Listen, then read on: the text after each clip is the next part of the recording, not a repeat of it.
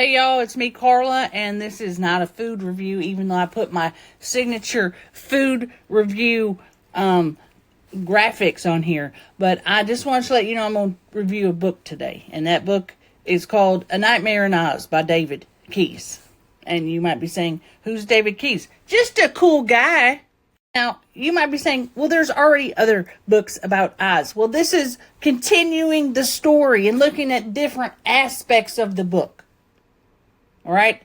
I don't necessarily know a lot about the original story. I know the gal had red shoes and they had, there was a wizard and some other people, like a guy that was made of metal. There was a lion that could talk. There was a scarecrow that could talk. I mean, just really wild stuff. And because I'm too cheap, it is the Christmas season. I'm too cheap to buy a book. I just got the Cliff Notes version. And how it starts basically is Dorothy, who's the main character.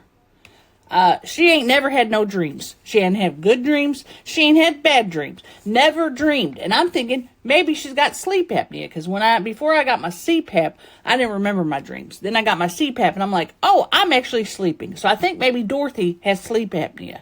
But now, all of a sudden, Dorothy starts having freaking nightmares. Okay? And there's what's called a menacing figure foreboding. And I don't know what foreboding means, okay? But I'm going to tell you that all of a sudden, she goes from no dreams to having freaking nightmares.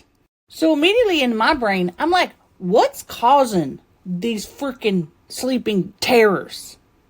Oh, could it be the fact that you hang around with a lion that's a coward? I don't know, Dorothy. Could it be the fact that you hang out with a scarecrow? Normal people don't hang out with lions that talk and scarecrows. Maybe, just maybe, Dorothy has some trauma, and that's what she's dealing with, and that's why she's having nightmares. So next thing, Dorothy's like, I gotta get my friends to help me. So she gets her friend Trot. First of all, Trot. Anyway, she gets Trot and Betsy, and she's like, hey guys, we gotta freaking figure out what's going on with these nightmares before it's too late. So then these three, they're going on a journey through Oz, and they're seeing peoples that they've seen before. They're seeing people they haven't seen before. All the while, I'm over here like, oh, these people have never encountered a menace like Charlene at McDonald's on Dorset. Did Dorothy have the courage to go down to Dorset and deal with Charlene? No, but I'm sure she dealt with other scary, menacing unknowns. So basically, that's my review of the book. If you like Oz, that's a good reason to check it out. If you like Dorothy, that's a good reason to check it out. If you like people getting possibly throat punched for being evil, there's not a lot of throat punching. Should have been more, David. You could have put more throat punching in there. But yeah, I'd recommend the book. And you can easily get it. I don't know. Go to a freaking library or go to Amazon.com.